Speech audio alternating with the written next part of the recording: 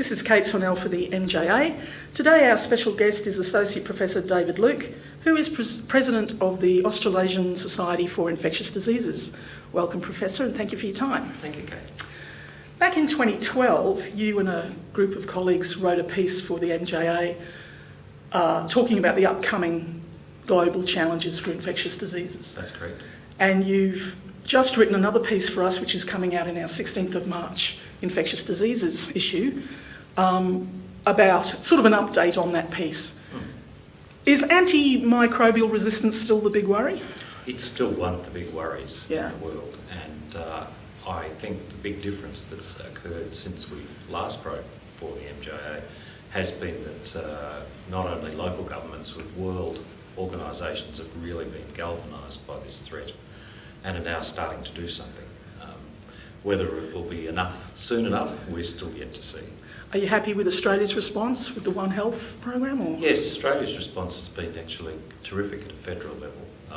We've had the Department of Health and Department of Agriculture combined together to form a higher level working group, task force if you like, which is the Chief Veterinary Officer and the Chief Medical Officer, Right. together with the heads of their respective departments that have formed a steering group to make sure that this country starts to address this issue. GPs still overprescribing? At the moment, we think that there is probably too many antibiotics being prescribed. We think that the volume could come right down. And if you compare it with countries such as the Netherlands or other Northern European countries, we prescribe about double the amount of antibiotics that they prescribe. We don't think that their health is any worse or better.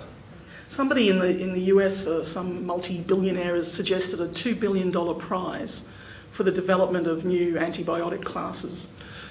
Does that sound like a good plan to you? I think all that type of thing is excellent. Yeah. And there has been a similar prize offered in the United Kingdom, Right. a Longitude Prize, it's called.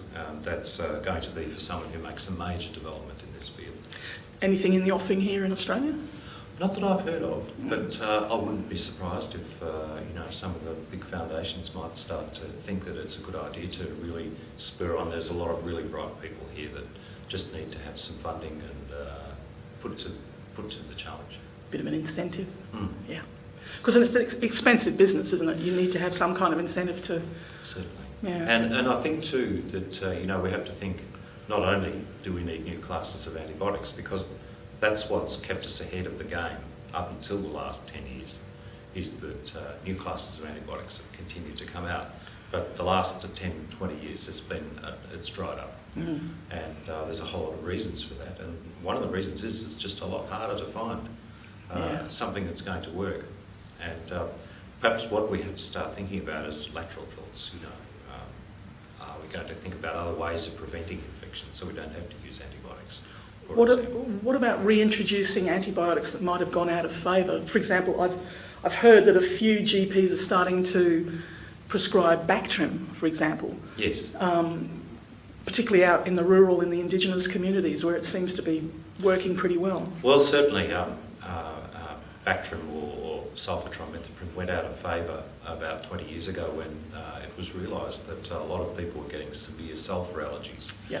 Now that hasn't gone away, but what's happened is that Staph aureus, the commonest cause of serious skin and soft tissue infections, has become resistant to the usual penicillins. We call that MRSA. Yep. And MRSA used to be just a hospital bug, but now it's a community bug. And about 25% of skin and soft tissue infections in some areas are caused by MRSA. And sulfatrimethoprim or Bactrim is an option for people to use. And it's the old business of how do you weigh up the balance, You've got a drug that's got more side effects, some often more severe than the penicillin-based drugs. But on the other hand, you have a need to treat. And so this is why some of the older drugs that have side effects are now starting to be used again. I suppose the big wild card in the last 12 months has been Ebola. Yes. What are the lessons to be learned from that? And is this something we can protect against, or is there always going to be something that pops its head up unexpectedly? I think there's a whole lot of things that have been learned from the Ebola outbreak. One is that we now have extraordinary powers in our molecular techniques Yeah. to move quickly, to make rapid diagnostic tests, and to be able to develop vaccines and test them in animal models. And this has occurred in the last 12, 18 months, work that was going along rather slowly and had been done back in the days where people were very concerned about bioterrorism in the 2000s. There was some initial work done on Ebola then, and this has really been fast-tracked, and it's just extraordinary to see how fast things have developed. But the second thing is that a real understanding of how the virus transmitted allowed people to develop traditional infection control procedures. Right.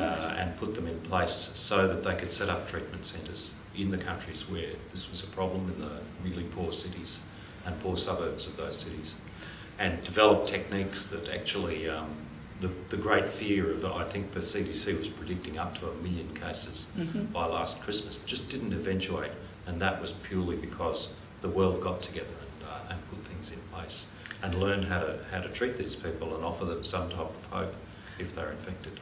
How vulnerable are we to epidemics? Well, we're always going to be vulnerable to epidemics because the bugs always try and stay one step ahead of us. That's evolution, and they've had billions of years of experience ahead of us and survival. And for example, most antibiotics are actually produced by microorganisms, and we've just adapted the drugs for our own purposes, but they've been learning how to resist that for many years, and simply they've just adopted resistance mechanisms that have been there all along now to fight the antibiotics that we're putting out to try and fight them. So yes, there's always going to be the potential of outbreaks, and although a lot of the more recent high profile ones such as Ebola and Hendra virus here in Australia, Yep. Nipah virus in Malaysia, and now the MERS coronavirus in Middle East are coming from the animal world. They're spreading, but not spreading like wildfire, like the movies would suggest. But we only have to recognise how quickly the swine flu virus spread after it appeared in the southern United States and Mexico. It rapidly spread around the world, and it's still spreading now. And public health efforts weren't enough to try to contain that. And that's a lesson for us all, that we need to keep very good surveillance going. We need to know what's going on. We need to have good intelligence about what's happening in all parts of the world, so that if it appears that new outbreaks are occurring, that we can do rapid analysis and decide what to do very quickly. I gather there's been quite a lot of progress in the field of C. difficile treatments. Is there a vaccine now for C. difficile? So yes, there's a number of C. difficile, of course, as a consequence of antibiotic prescribing, but for some reason it's not just increased antibiotic prescribing. There's a lot more C. difficile in Australia, and we've been very lucky that we haven't had the really nasty strain that's been in Northern Europe and the United States, and we think that's because we control the quinolone antibiotics. Okay. Quinolones have always been an authority drug. However, in other countries, they've been allowed to be used for everything. And the really nasty strain of C. difficile that's spread in hospitals and nursing homes in Europe and North America has had resistance genes to quinolones that are linked to virulence. Right. And so we've been lucky. We've dodged that bullet, but we still have a lot more here than we used to have. And there's lots of theories about where that might come from, whether it comes from people or whether it comes through food or another source. We're not quite sure yet. But in terms of combating C. difficile, a lot more is known about it. And there's no doubt about it, C. difficile, particularly in an elderly debilitated person, is a very serious disease. And people die from it. Yeah. And there's a vaccine, a number of vaccines being tested now that are looking promising because they just have to be a vaccine against the toxin. And if it's proven that the vaccines work, it's going to have to be an interesting decision about who gets vaccinated. Right. For C. difficile. Everybody that goes into hospital, for example, or people over a certain age, because it's certainly a disease of elderly people. Right. And there's been some other treatments available, such as monoclonal antibodies against the toxin.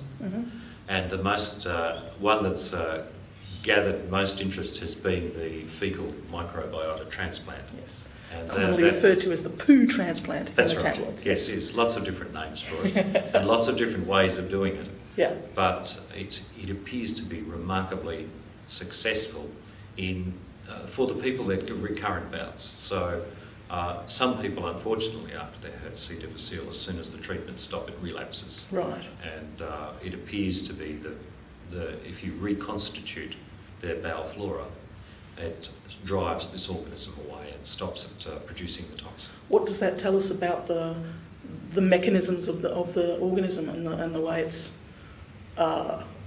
it originated? Well, that's right. It seems to be antibiotics kick it off, yeah. and probably make space for it to develop, right. or may stress the organism, so it starts producing a toxin. And most of us actually do have natural immunity to the toxin in our bodies through exposure as children. Yeah. But a small number of people don't have that immunity and are susceptible to it, and they'll get the disease.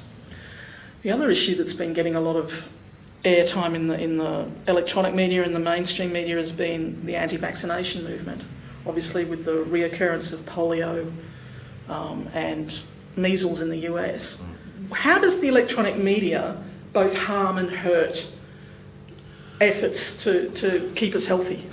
Well, it's I think that you can get information from lots of places now, not just news and editorials where people may screen what's said to make sure that it's proper and scientific. Yeah.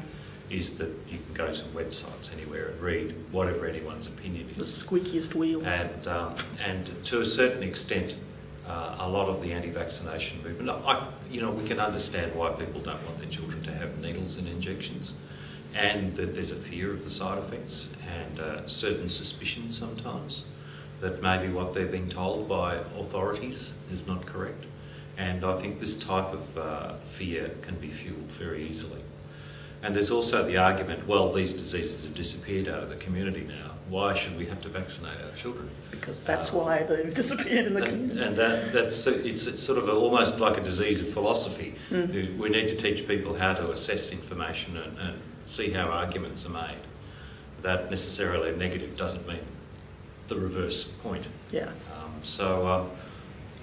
I think that with the anti-vaccination movement, we need to tell people that these diseases haven't disappeared. They're just waiting there.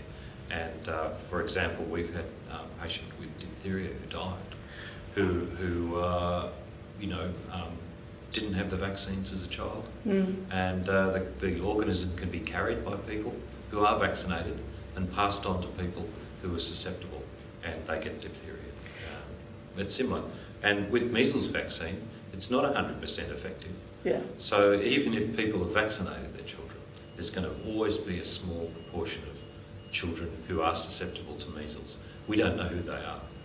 And if people bring measles back, usually from overseas, they can spread it to those susceptibles that we don't know about. So that's why we need to keep the vaccine coverage so high for measles protection. Is the loss of herd immunity a problem here? Is there a danger that it will, as it has in the States, produce some nasty outbreaks? Well, that's correct. As I think that the calculations say that measles can be sustained in a population if something like less than 93% of the population is vaccinated. Wow. It can be sustained, and that's what our public health people are really concerned about. That's why they go and make such an effort to trace everyone, vaccinate and find the ones that are susceptible, because they know that there's always a small group that are susceptible. But if it drops down to 80% or 70%, or so, like some regions in Australia, even lower, you're going to have sustained transmission. And we're seeing that with whooping cough, right. Of course, because it appears that the whooping cough vaccines do wear off with age, and so that adults can get whooping cough and pass it to the children when it's worn off. Yeah. And so there's still a lot of work to be done on vaccines. These diseases haven't gone away yet. Yeah. Now, in your piece, you mentioned a concern about the education of junior doctors. Prescribing and ordering tests. Yes. Do you think that the education of junior doctors is not covering that? Yeah, well, it's a real concern, and I think people need to. There needs to be some research done. Right. Back in the old medical courses, people might have done a whole year of microbiology and had a reasonably good understanding of biology and microorganisms and their names, and spent time in the lab doing gram stains and plating out things like that. But the courses now are so crowded, there's so much to learn. You've got to learn all the things ranging from cardiology to all the oncology and all the new genetics, and a lot now about mental health and social aspects of medicine and how to interact with people. It's very, very crowded. And so it's very unusual to have traditional microbiology now in a medical course. Right. And so people tend to learn things like a problem-based thing. So here is a person who has all these problems, and you learn a little bit about the infection if it's one of their problems, like HIV or something like that.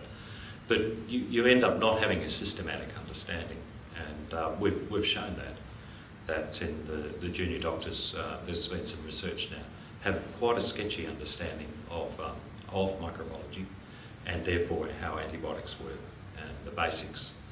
And so when they're presented with results like from the lab, like here is a gram-negative bacillus on the gram stain, they may not actually know what that means. So whereas us who've had a more traditional grounding in microbiology sort of know what that means, and we can move on from there. So the challenge is going to be recognising this fact and putting some type of decision support in place where they're making decisions. Right. So what type of tests should they order? How do they interpret the tests? Whether they should prescribe or not, and what they should prescribe is going to need to have decision support along all the way. Yeah. And I think a lot more than we think is there. They mostly learn from their peers. They're very smart people. Oh, yeah. And they learn from all the people around them. And we've got to make sure that that message is correct. There's been a lot of good news coming out of research into Hep C and HIV, vaccines and oral testing, for example. Can you tell us a little bit about where we sit now in terms of those two viruses? Well, hepatitis C has been very exciting. That there's now treatment for hepatitis C that appears to work in the majority of people, eradicates the virus. Fantastic. So that means that it's not like control, it's actually eradication, and people are free of the virus. Doesn't mean that they can't get infected again, unfortunately. But as well, there is now a great understanding of the biology of the virus, and vaccine development is looking very promising. And so there could easily be a hepatitis C vaccine within the next 20 years. That's very effective. So, going from when it was called non-A, non-B hepatitis in 1990, nobody knew what was causing it. It was a big mystery. To this stage now is just remarkable. And in the middle, we've gone through the phase of recognising that liver transplant, the most common reason for a liver transplant is hepatitis C infection. So, if we can control this virus in the community over the next 50 years and effectively eradicate it, it's just a wonderful thought. HIV? And HIV, of course, has been a revolution. Of course, there's no cure for HIV, but developments continue in the vaccine field, probably a bit behind hepatitis C even. But treatment, of course, has been incredibly successful. So if people are able to take treatment and continue to take treatment in a reliable manner, their long-term survival is extraordinarily good. It's the same as basically a normal person who's not infected. And there's even more developments coming with drugs that have fewer side effects, safer to use, and there's now very interesting work on long-acting agents, so that long-acting injectables, so that people that find it difficult to take regular medications or other types of scenarios you can imagine may be suitable to have these long-acting injectable agents that not only keep their health good, but the other really